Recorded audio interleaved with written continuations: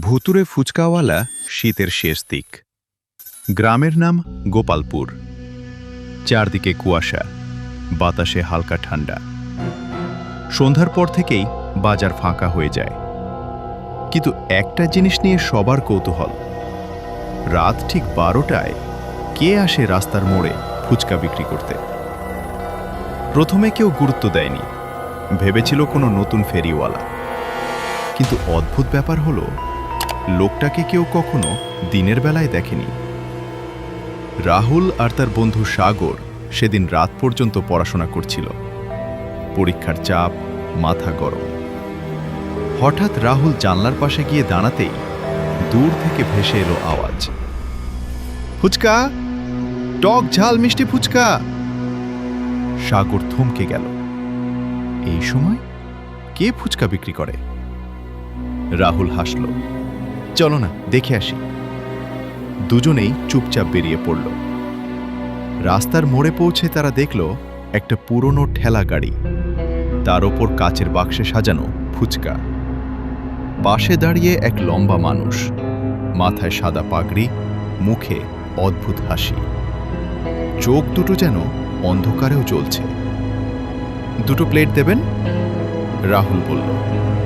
লোকটা কোনো উত্তর দিল না, শুধু ধীরে ধীরে হাত নাড়ল। ফুচকা বানাতে লাগল। কিন্তু অদ্ভুত, তার হাতের ছায়া নেই মাটিতে। সাগর ফিসফিস করে বলল, তুই দেখছিস ওর ছায়া নেই। রাহুল কিছু বলার আগেই লোকটা সামনে ফুচকার প্লেট বাড়িয়ে দিল।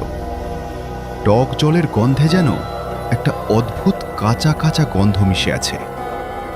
রাহুল প্রথম ফুচকাটা মুখে দিতেই শরীর ঠান্ডা হয়ে গেল। মনে হলো বরফ ঢুকে গেছে গলায়। চোখের সামনে সব ঝাপসা। হঠাৎ সে দেখতে পেল এই একই জায়গায় বহু বছর আগে একটা দুর্ঘটনা হয়েছিল। এক ফুচকাওয়ালা ট্রাকের ধাক্কায় মারা গিয়েছিল। রক্তে ভেসে গিয়েছিল রাস্তা। দৃশ্যটা মিলিয়ে গেল।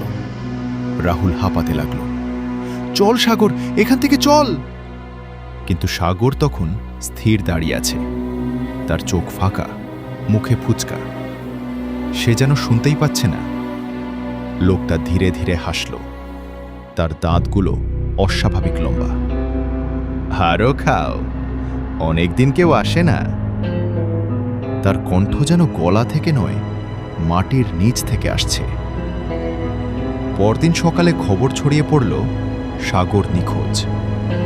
রাহুল জ্বরে কাঁপছে, বারবার বলছে, ওর ছায়া ছিল না, ওর ছায়া ছিল না।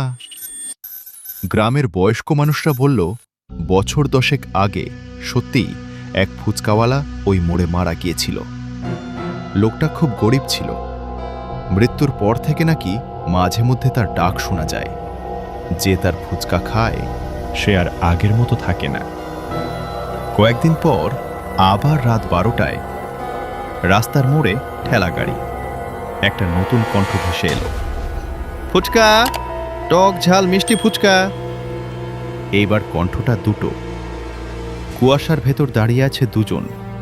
একজন সেই পুরনো ফুচকাওয়ালা, আর তার পাশে ফাঁকা চোখে দাঁড়িয়ে সাগর। তাদের দুজনেরই কোনো ছায়া নেই। আজও গোপালপুরে রাত 12টার পর কেউ বেরোয় না, কারণ যদি কানে ভেসে আসে সেই ডাক, ফুচকা, টক ঝাল মিষ্টি ফুচকা, তাহলে হয়তো তুমিই হবে পরের।